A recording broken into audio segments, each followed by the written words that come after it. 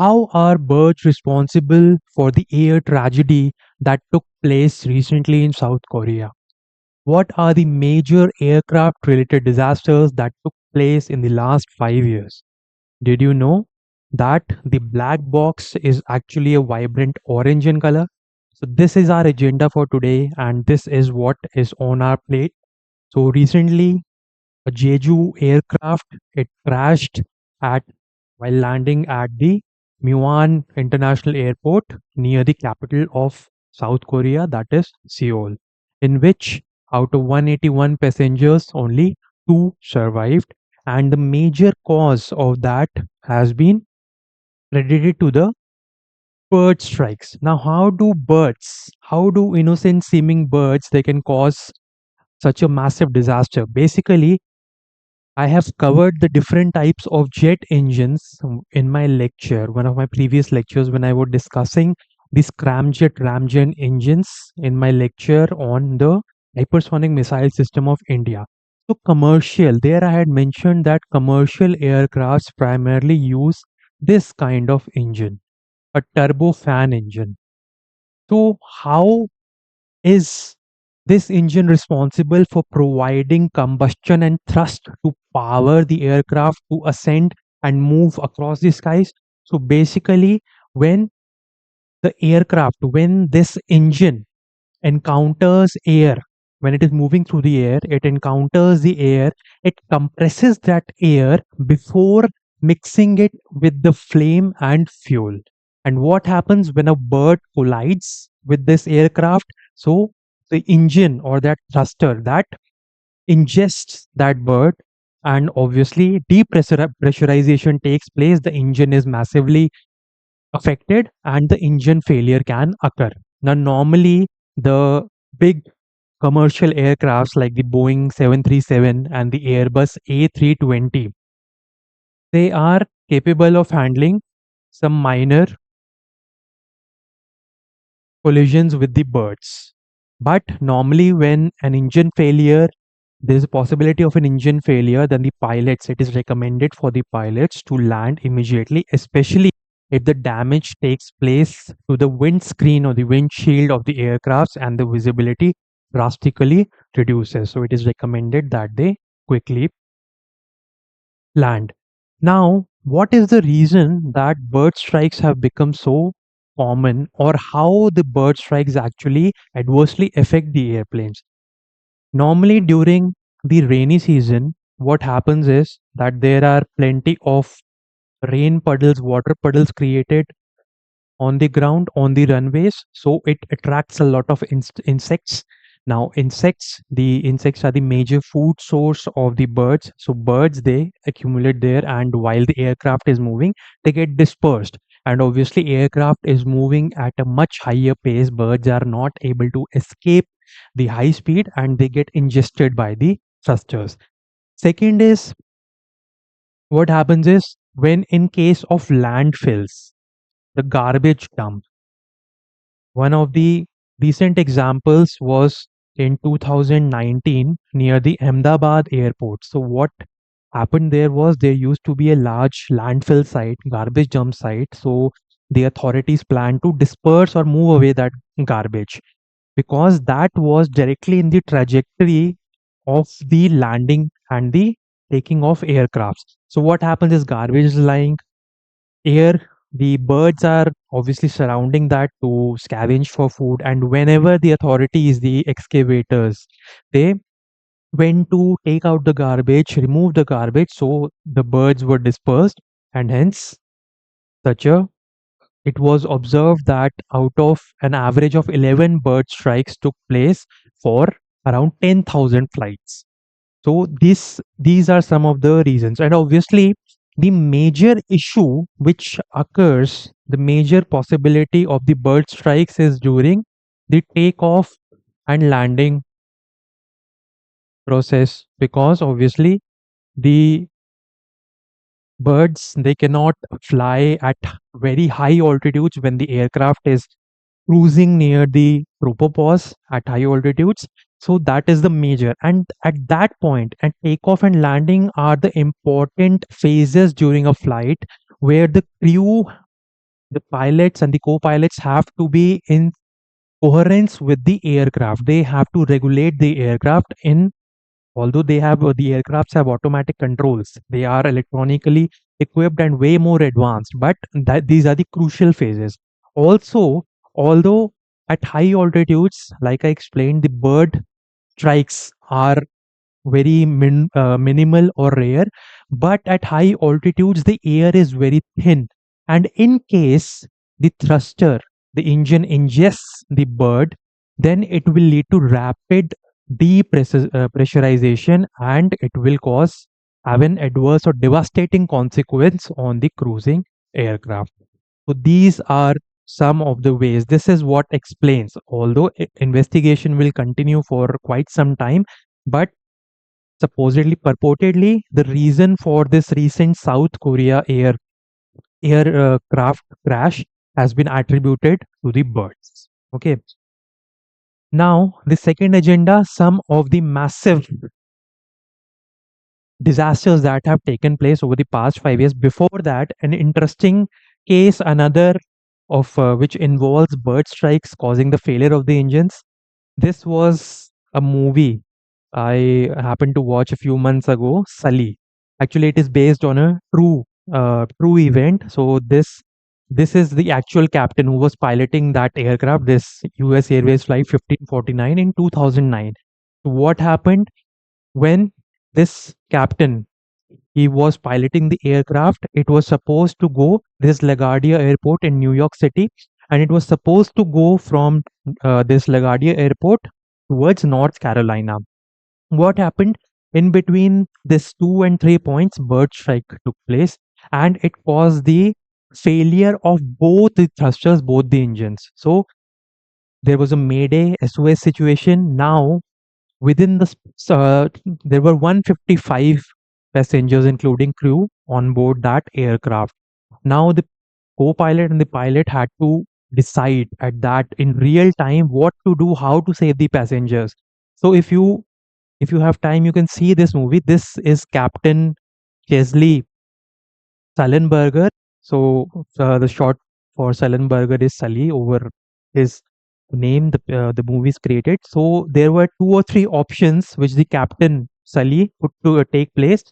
Either he could go to this near Teterboro Airport. These are actual names which have been used in the movie.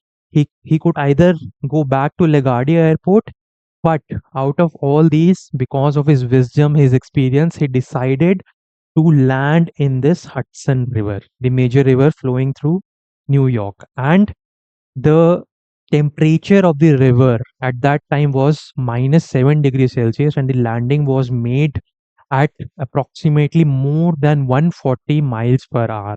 So it was due to his wisdom. When flight simulations in the movie, it has been shown when flight simulations were conducted, Sully was accused that he could have easily made to Teterboro or LaGuardia Airport back, and he instead risked the lives of all the 155 passengers, including the crew members, by landing in the middle of the river. But in the flight simulations, it was proved that what he did was the only way in which all the lives, all the 155 lives, could be saved. So, this is a very interesting, intriguing movie you may watch. Next, in the last 5 years, so this is Lion Air Flight 610, which crashed in the Java Sea. All 189 passengers and crew, they lost their lives. So here I have shown in the map, it departed from Jakarta, capital of Indonesia, situated in the island of Java, and it had to go to this place, Pangkal Pinang. But this is the Java Sea, right? A few a few moments after it took off, it departed, it crashed in the Java Sea. Now, the reason, it has been much touted, it has been infamous. The reason was the failure or the malfunctioning of the MCAS. This stands for Maneuvering Characteristics Augmentation System. So what it does is, it is very interesting illustration. What it does is that there are sensors located in the front of the aircraft. This is particular for 737 Max 8. So what happens if the aircraft suppose it is taking off or in the midst of the flight, if it if its nose gets too high, so stalling can occur, the stalling of engines can occur. So in that case, this sensor, this MCAS, it comes into picture, it comes into function, and it provides an automatic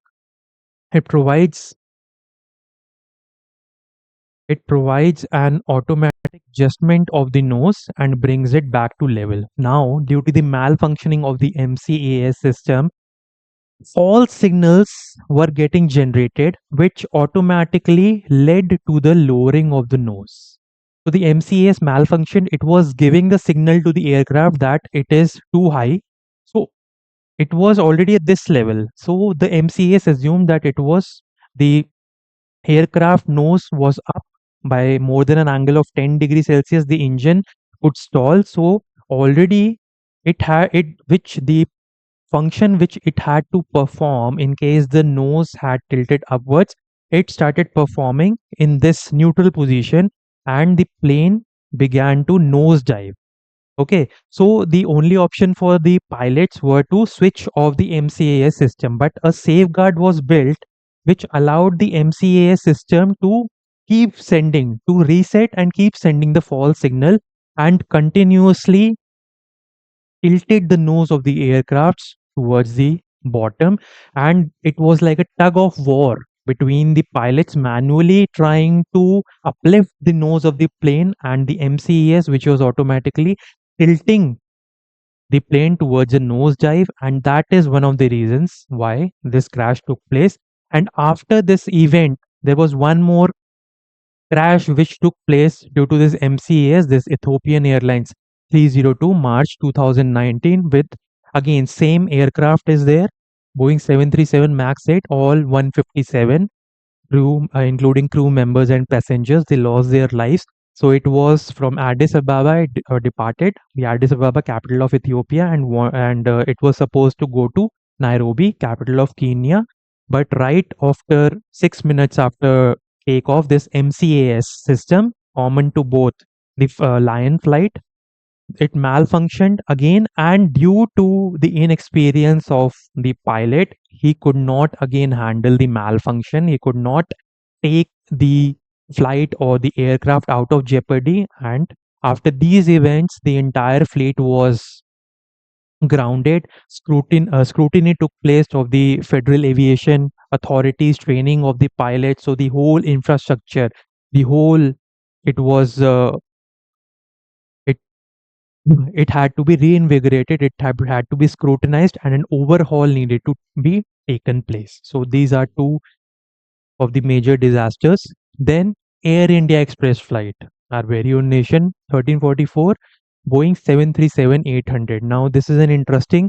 So the plane departed from Dubai. It was headed towards Kozhikode, erstwhile Calicut in Kerala.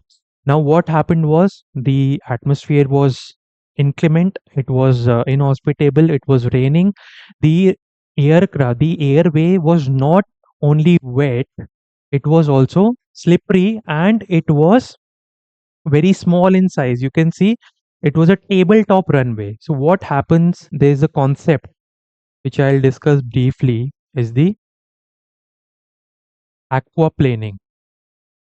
So the runway was already wet. So when the wheels, the tires, they met with the wet surface. So what happened was, if the wheels are unable to cut through the water and meet the asphalt below, so what happens is this water, it piles up, and further, instead of the wheels getting in contact with the runway, they have to sustain or move along with the water. And we know that water reduces the friction, and this made the aircraft, this Boeing 737 flight 1344, to navigate off the runway, to veer off the runway, and it was a short runway. And it fell off a cliff, 35-foot drop into the valley, and 21 people lost their lives. Next, China Eastern Airlines, again Boeing 737-800, all 132 aboard. The people aboard, they lost their lives, and it is still under investigation. Sabotage attempts or intentional attempts are they are supposedly being investigated due to the fact that it took almost a vertical dive. The aircraft was on its way from Kunming Airport to Guangzhou Bain International Airport in the southern Chinese mountains. And after traversing through an altitude, it suddenly took a steep descent, almost a vertical descent, which is yet to be investigated. And then recently, on December 25, 2024, a passenger plane, this J28243, it was en route to from Baku to Grozny, and Baku is the capital of Azerbaijan, Grozny in Russia. But was found, its remains were found at Aktu in Kazakhstan on the shores of the Caspian Sea.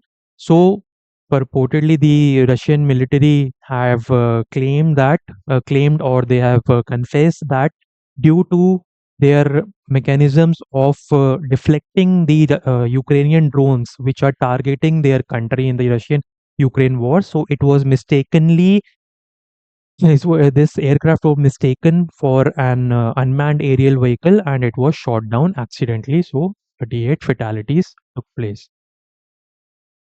And Uruguayan Air Force. This took place in 1972, but it is a very horrific incident. There is a Netflix movie also, Society of the Snow. Though I have not seen it, but I know what happened. Basically, in 1972, 45, there were 40 crew members, sorry, 40 passengers and 5 crew members. So out of those, only 16 survived. Now, the geography is very interesting because you see, when in case of Hudson River also, if there was no particular water body there, then things could have been very different. Similar here to here, Montevideo, this flight 571, it departed Montevideo, capital of Uruguay, and it was bound to land at Santiago, the capital of Chile. So when it took off Montevideo, then for the brief moment, for a brief time, because of inclement weather, bad weather, the flight took a pit stop at Mendoza in Argentina. Then again, when the weather became a little friendlier, so then it departed again. It started towards Santiago. Now, again, the topography, you can see this brown structure. This brown elevation are the high Andes mountains. Okay, so obviously, it is when the mountains are there, turbulence, then it is steep climb. It does not make the ascent or the movement cruising of the aircraft easier. And what happened was there was an error on the part of the inexperienced flight pilot. So there is a place, Curicó, in Chile, after around which the pilot was supposed to take a left turn and go and descend towards Santiago. Now, because of his inexperience, or he missed the signals, he had not reached Curicó yet, but he thought, or he came to believe, that he has already left Curicó behind, and it was already time to take the pass through these mountains to go to Santiago. And obviously, the visibility was very poor. Okay. And finally, when he came to realize the fact that he was still in the mountains, he had accidentally, adversely took a fatal descent. It was too late, and the aircraft, it was again this wreckage. It became wrecked. So out of that 40, only 16 survived. Now that too, they survived because obviously they had no source. There was no flora. It was completely snow laden, it was snow covered, these mountains, high altitude, it was very cold, so they endured a lot of hardships. So what happened was slowly and gradually the people, they ran out of food, they rationed their food, although, but they slowly and gradually started losing their lives, and it was then that had to resort to cannibalism. That is, in order to survive, the 16 remaining people, they started eating the frozen flesh of their deceased fellows, or the deceased passengers. So after a few days, even the search teams could not locate in this harsh weather. So what happened? Out of this 16, two decided to take a hike over days, climbing 30 to 60 degrees of inclined slopes. And after 12 days, after kilometers of wading through the thick ice, they reached a town near in Chile after climbing down the mountains, and there they were able to ask for help, and finally they were rescued. So this is also very interesting or horrific, you can say. Okay. Now next agenda is the black box. Now the why this orange colored box came to be known as a black box still remains an uncertainty. It is still, but this invention has been credited to an Australian scientist, David Warren. So it is very essential. Now you have to remember this black box is not supposed to establish legal liability on someone. It is not supposed to indict or provide incriminating evidence against someone. It is to monitor or analyze the events that took place or that take place during the trajectory or the course that the plane is taking place, whatever has led to the crash, and then further, after analysis, take the necessary steps either to overhaul or to ground or to provide proper training. Because most of the reasons that we have discussed, either it is due to wildlife strikes, bird strikes, okay, either it is due to lack of training or training of the pilots, the authorities, the malfunctioning of the system, and obviously the fourth is the environmental factors, the inclement weather. So all these, although you might say that such great advancements have been made in the field of aviation technology, and even then why all these mishaps have been taking place, but still we have to grow and learn. So basically a bit about the black box. So black box actually arranged, which is a vibrant orange in color. Obviously it has to be bright because once a plane has crashed, so it should be visible to the rescuing and investigating authorities for it to be retrieved successfully. Okay, and obviously uh, it is encapsulated or encompassed within a solid iron or steel container, titanium container, in order to withstand any sort of drastic impacts and the extreme hot or cold weather or wet conditions. So this is there, and moreover there are two components, normally two kinds of this flight recorder. One is the CVR, the cockpit voice recorder, that is kept towards the front, and the other is the FDR, the flight data recorder. CVR is used, it monitors the cockpit conversations between pilots, the radio signals transmitted, and the engine noises. And this is towards the tail end. It monitors around 80 parameters such as the altitude, the roll, pitch, acceleration, vertical acceleration, speed,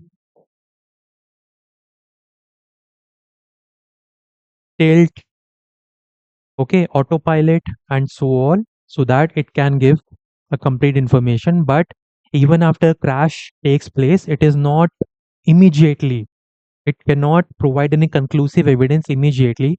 First of all, a lot of other inputs are taken from the air traffic control, all the other organizations, all the other real time communication, real time conversations are taken into picture. They are scrutinized, And the preliminary results are, they took even a month, and all the analysis, complete analysis, even analyzing this flight data recorder and CVR, the components of the black box or the orange box, you might say. So they take more than I think more than a year to conclusively arrive at the actual happening, what actually happened. So this is all about the black box, and this helps us to analyze whether what kind of training we need to provide to the pilots, or what type of technology integrations we need to make in the modern aircrafts to make the flights even more safe. So at the end, whatever the air tragedies have taken place in the past few years, and recently there was also an incident of the landing gear malfunction at the Halifax airport in Canada, which led to the wings of the aircraft catching fire. So, whatever be the case, our prayers are with the families and the loved ones and the people who lost their siblings, mother, father. And I hope that the aviation sector becomes safer in the times to come. With that, we conclude our session for today. Jai Hind.